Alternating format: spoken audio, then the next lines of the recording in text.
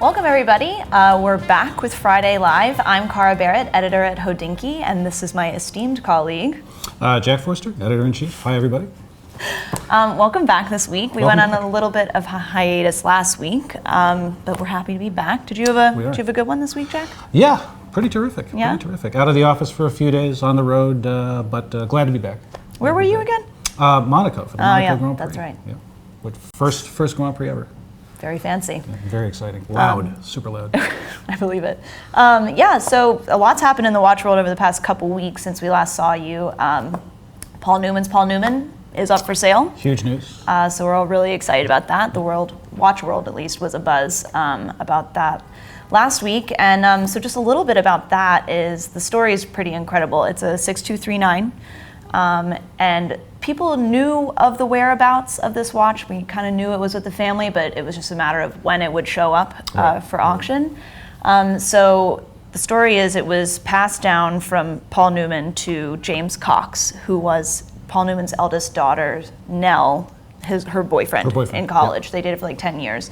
And they were working on a tree house, and Paul Newman came out and was like, "What time is it?" And he was like, "I don't know, I don't wear a watch." And he was like, "Oh, here's a watch." Actually, I want to tell the quote exactly because it's so good. It's like, here is a watch. If you wind it, it tells pretty good time. Which is a precondition, I think, for any watch telling good time, but hopefully. Paul Newman. Yeah, so he gave it to him. Speaking the truth. And he didn't realize that it had become, over the years, kind of a cult classic. And so he was at a trade show in the mid-90s, and some guy came up to him and goes, "I like your Paul Newman," and then walked off. And he was like, how does he know that this is Paul Newman's watch? Like, that's super weird. And then he did some research and realized that it had become very popular over the years. And so it's now up for sale at Phillips. Is this the first time that a Paul Newman, and I feel like the answer is yes, but this is the first time that a Paul Newman Daytona, actually owned by Paul Newman, has come up for sale? Yes, it's the first one that's come up from that has belonged to him, but he has another Daytona. It's just not a Paul Newman Daytona. It's a 6263 black dial big red, and that's also still with the family, we believe. Right. So the estimate's over in excess of $1 million. Although there's been a lot of speculation, when we when you ran the story earlier this week about that particular watch, there was a lot of speculation that it could go significantly higher. Yeah, like many multiples of the estimate. Yeah, so I mean, I'm excited to see what it goes for. It's coming up in October, is the sale month, kind of towards the end. So it could. I mean, there's only one Paul Newman. So it really could go crazy, I think. Yeah. So stay tuned. We'll definitely have more on that throughout the next few months. And also another iconic watch that is up for sale is the Jackie O Cartier tank that she received in 1963. That's coming up at the Christie's auction in June. We are in June, but June 21st, I believe. And that we'll have in the office next week on live with our friend Eric Wind. So we're really excited to see that, or I'm really excited to see about that. Yeah, I think we all are. Well, I mean, these are, you and Jackie O. Yeah. These are two, pieces with really just unbelievable provenance, and the fact that they're also examples of super desirable watches. Anyway, that definitely doesn't hurt. Yeah. We'll see how those two go. Yeah, should be exciting. Yeah, absolutely. So So a couple of interesting things in the office this week. What I have in for review is a watch from Chopard. This is, it's a company that's sort of spun off from Chopard. It's Chronométrie Ferdinand Berthoud. Ferdinand Berthoud was a very famous maker of, many things, but in the 19th century, famous chronometer maker. So the idea behind this watch was basically to take a wristwatch and kind of, use it to express the classic design cues and also engineering of a box marine chronometer. So you have this kind of octagonal case shape, which is reminiscent of the gimbaled boxes that marine chronometers used to come in. You have a regulator-style display, it's a little more to do with the regulator clocks that Ferdinand Berthoud made, but it sort of speaks to the whole idea of high precision in marine chronometry. And of course, it has a chain and fusée, which is a mechanism designed to ensure that the balance always gets exactly the same amount of torque, so that its amplitude never varies, and that's associated with higher accuracy as well. So very sort of like idiosyncratic, kind of a niche piece. Helps to be someone who understands or knows something a little bit about the history of marine chronometers to get this, but I think quite a cool piece. Yeah. Would you make it your daily wear? I am going to endeavor to do just that. I'm sure everyone's be excited to read about that. Other cool thing we have in the office this week, let me see if I can just prop it up for you so you can see it clearly.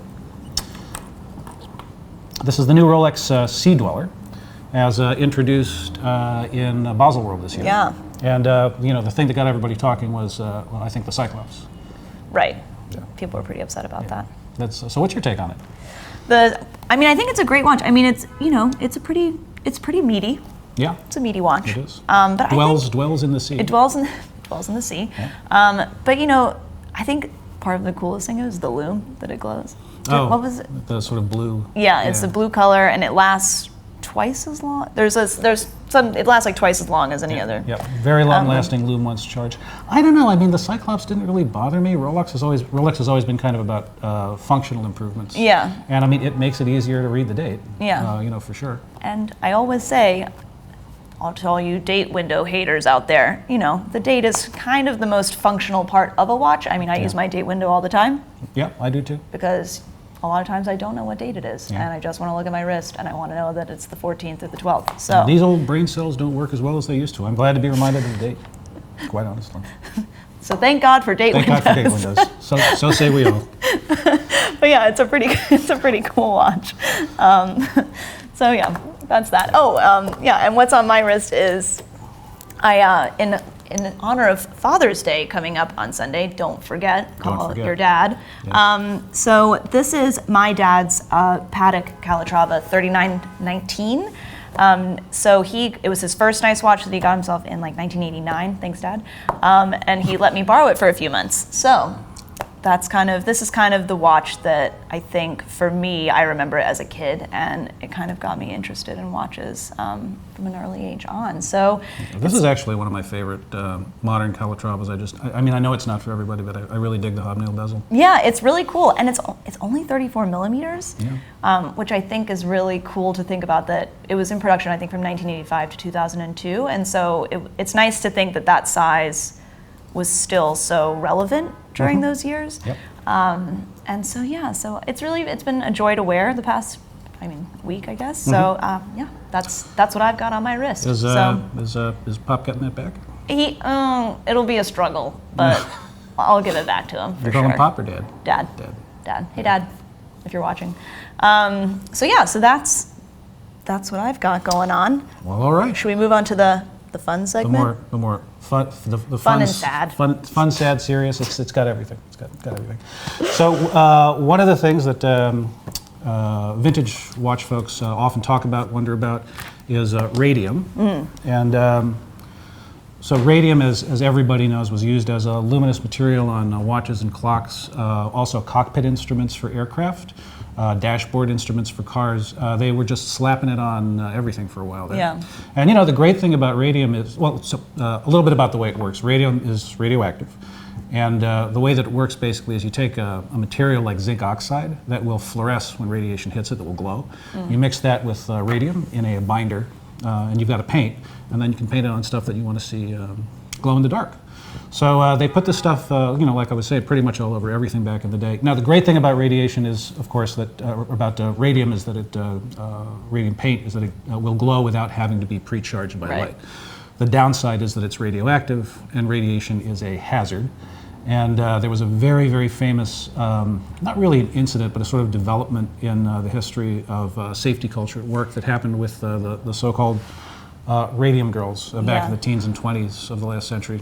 Cara, I think you know a lot about that subject. So the truth about radium is it can kill you. But we're not licensed professionals, so don't. Oh, we forgot to say that. Nothing, Disclaimer. Nothing that we say should be construed as medical advice. Yes. Please. That's out of the way. If you take medical advice from consumer journalists, you probably deserve what you get. So just go see your regular physician. So the Radium Girls, you may or may not have heard about this case, but it started in the 20s. So they would work in the factories and they would paint the dials with paintbrushes. And what they would do is they would lick the paintbrushes to get a finer tip, which is a pretty common practice. I mean, if you're an artist, you do the same thing. Probably not that healthy though. And so what they would do is they would paint the dials, and they were in the towns where they worked, they were renowned for being the radium girls because they would glow. So like their clothes would glow. They would go to like dance halls, and all the guys would swoon over them because when they would twirl, their dresses would glow with radium. So these young women were actually ingesting radium on a daily basis, this highly Yes. dangerous radioactive substance, and their bodies would actually glow in the dark. Yes, and so they would like go to the mirror at night, and they would be glowing. It's very weird, and so it started to slowly kill them. Because it was poisonous, obviously. And so there was a huge lawsuit that came about, and the first lawsuit is in 1925, and then it finally was solved in 1939. However, radium was continued to be used on dials through the 40s, up until the 50s when they switched over to tritium. So it's really kind of an incredible thing. And there are several articles out there if you don't know about the cases, and you should look them up, but beware, there are some pretty graphic images. Yeah, radium is actually it's absorbed in the bone. So these women would start to suffer from just very, very painful and disfiguring tumors of the bone, especially the jaw. Yeah. And it sounds crazy to us nowadays that they were actually doing this, but we have to remember radium was only discovered in the very late 19th century by Marie and Pierre Curie, and its dangers just were not appreciated. Marie Curie's cookbook I've read is still so radioactive that it has to be handled with radiation shielding gear. And she passed away of aplastic anemia, which was probably, it's a blood disease, and it was probably induced by prolonged persistent radiation poisoning. No, definitely. But enough about the morbid side. So what you're curious about, if you're a vintage watch person, is just how radioactive are radium dial watches. And we thought rather than speculate, we would actually do a little experiment. So we got one of these guys. This is a Geiger counter. It is used for measuring radiation, and when you turn it on, even if there's no radiation source around, you're going to hear a little bit of a kind of a beeping, clicking noise, and that's what's called background radiation. So the detector is picking up just radioactive particles that are kind of flying around us all the time, and while there's a little bit of a health risk associated with any level of radiation at all, background radiation levels are so low that we don't worry about it. Right. So let's turn this on and see what happens. Oh, we're getting a beep right away. So that's yeah. We're good. I'm good. We're good. So that's kind of like all those little beeps you're hearing. That's kind of standard background radiation. Now, a modern wristwatch like the Sea Dweller should not produce any additional radiation signature at all because it's using. Thanks, Car. So what we got here is superluminova. This is a material that starts to glow when you charge it with visible light, but it shouldn't produce, by itself any significant increase in And what we're reading here is basically normal background radiation levels. So you're good to go with this guy. Good to go. No radium here. Now, if we go back a little bit further in time, when they stopped using radium, they started using a substance called tritium. Tritium is radioactive. However, it has a very short, what's called a half-life. So the half-life of a radioactive material is the amount of time that it takes for roughly 50% of any given sample to decay into either a less radioactive product or into a non-radioactive product. Tritium has a pretty short half-life. It's only 12.5 years. So the next watch that we have here is a tritium dial, very lovely gold Rolex day date. But this watch is from, when was it, Cara? 1970s? 1979. 79, okay. So this watch has its original dial. The tritium was applied in 1979 or 78 or thereabouts. So it's been over 40 years. And given the 12.5-year half-life of tritium, we should get little, if any, increase in radiation if we put the detector up to it. Right. So let's see what happens.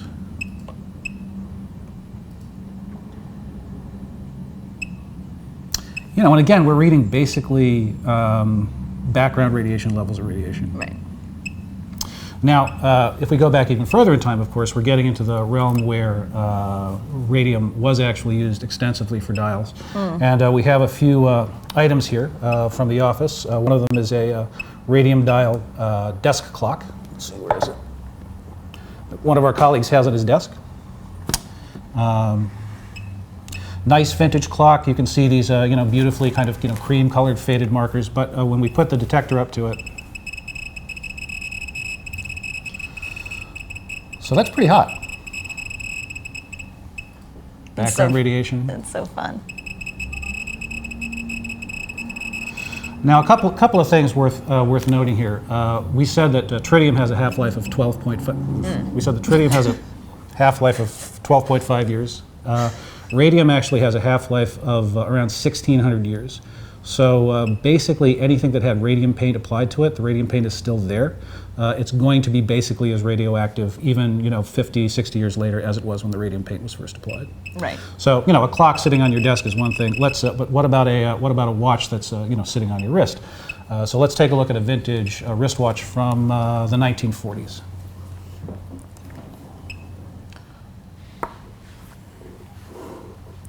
All right. So again, original radium dial.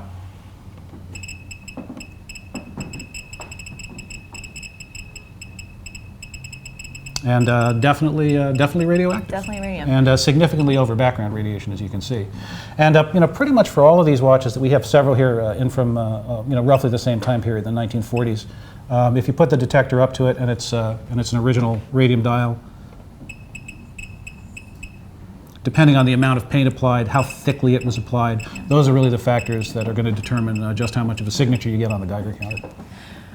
Another thing that people use so for like vintage collectors with the Geiger counter, it's really nice to have because you can tell, obviously you can tell if a dial has radium on it. So if a watch from, an early watch from like the 30s or the 40s doesn't make the Geiger counter react, then you know that it was either redone or the radium's been removed. But like you said, the half-life is so long that like any traces will be there. And it's not so much kind of as an alarmist thing, it's more of kind of an authenticity thing. Yeah. I mean, to put this in perspective, and again, we're not giving medical advice, but a lot of the general consensus seems to be that you're not really incurring any great hazard by wearing a watch with a radium dial. The kind of radiation that radium produces is mostly what's called alpha radiation. Alpha radiation is easily stopped by even a few inches of air. So, for instance, if I hold the detector closer and closer to the watch, you can see that I basically have to be right on top of it to start getting a significant signature. And those are particles that aren't even going to go through your skin. And again, radium dials were used extensively on wristwatches from the late or the 1920s all the way up through the mid 1950s into mid 1950s. I think it was early 1950s. Early 1950s. Yeah. Or late 40s. Yeah. And people were not going around with radiation burns on their wrists. So you're also not licking the dials of your watch. Right. It's kind of like lead paint. Like if you live in a house that was built before the 1975, I think, like just don't lick your walls and you're fine. Yeah. I mean, that's actually an excellent analogy. I mean, radium is not really so much a danger unless you are inhaling radium dust.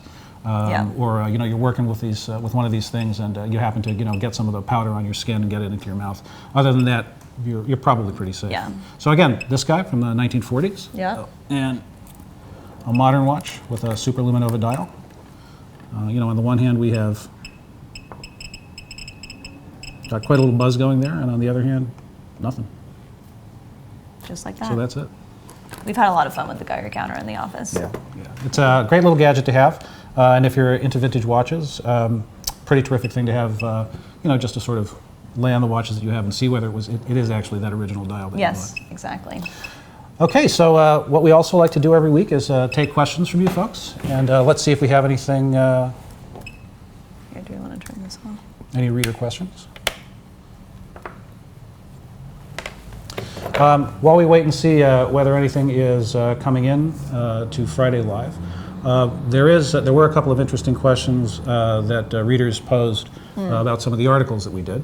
One in particular that I thought was interesting was Citizen actually launched their first tourbillon recently. Oh, that's right. So they're only doing 2 of these. They're going to be sold only in Japan. They're about $90,000 a piece US. And of course, the idea of Citizen, of a Japanese watch company doing a tourbillon, excited a certain amount of comment. Seiko also has a tourbillon movement, which first came out in their Fugaku tourbillon. But people were wondering, what is the point of a tourbillon? Shouldn't it improve accuracy?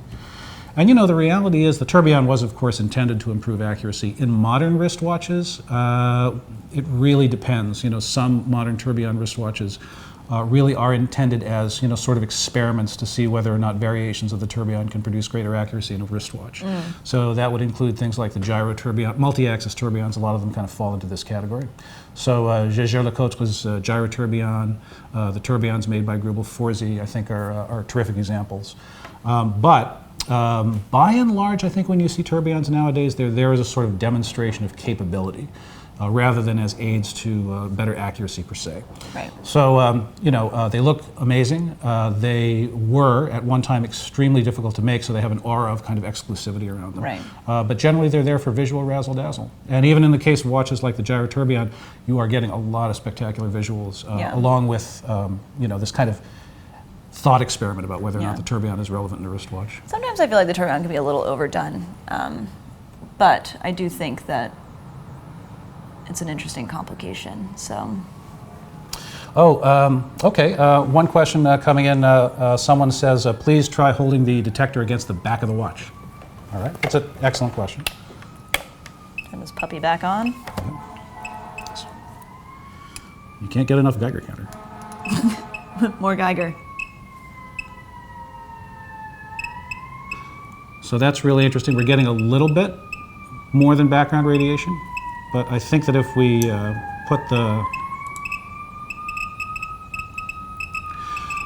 That's a great question, thank you for that. It's logical that this would be the case, actually. The metal is denser than the plexiglass, so it's going to stop more of the radioactive particles. The dosage that you get is even lower through the back of the watch than just from the watch in general. So that was an excellent question. And what else? What else we got? What's your opinion on the new Grand Seiko dials now that you've seen them in the U.S. a few months after Basel World? That's a good one. Yeah, so that was one of the biggest, if you're a Seiko lover in general and you're interested in watches in general and you're interested in Seiko in particular, what Seiko did this year was actually remove the Seiko logo from Grand Seiko watches. Grand Seiko is now going to be its own, kind of independent brand. Thank you. I thought they looked terrific. It takes a little getting used to I own a Grand Seiko and I'm used to seeing the Seiko logo on the dial. In general, I think they look cleaner, and that was a lot of Seikos on the dial. Seiko Grand Seiko. I thought those were probably some of the best releases that we saw at Basel. I like those ones a lot. Was there anyone in particular that caught your eye? I liked the stainless steel, the classic one. Yeah. I thought that was really nice. The one that was based on one of the original models. Yeah, those were super attractive, and we hear from folks in the business that they're just. I think the steel ones are pretty much all spoken for at this point. Probably, yeah. I would not surprise. It was a good price point as well. So those were quite terrific. Yeah. Okay. I think that's about all we got for you this week. Yeah. Well. And tune in again next week, 1 p.m. That's when we do Friday Live. The Geiger Counter is going to be around the office, and we'll keep you updated if we come across anything new and exciting. But the long story short with radium dial watches is that unless you are working on them, your risk of anything kind of terrible happening as a result of radium on the dial of a watch are low. Low. You won't be a radium girl. Yeah. Don't eat your watch. Don't eat your watch. That's the take-home for today. Yeah. Keep it on your wrist and out of your mouth. Yeah. And be sure to tune in next week, Friday, 1 o'clock. And also, if you want, you can send in your questions currently on the post, and we can answer them next week as well. Yeah, if you have a question that you'd like to ask that you didn't get to ask this week, just add it to the post on Hodinkee.com, and we'll try and get around to answering it as soon as possible. Yeah, because we read all the comments. We do, all of them. Comments. Anyways, thank you. Thank you. Have a good evening, day, afternoon. Bye. Wherever you are.